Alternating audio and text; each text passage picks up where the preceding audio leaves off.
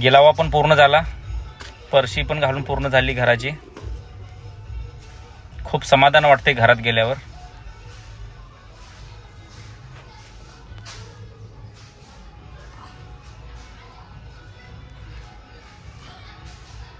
हा आहे असा लुक.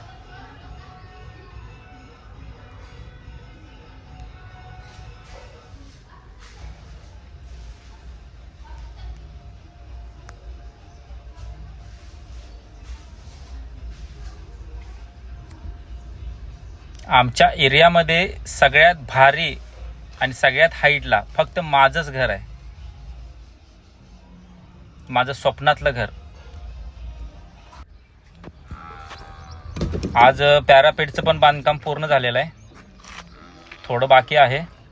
आणि हा आहे समोरचा व्ह्यू.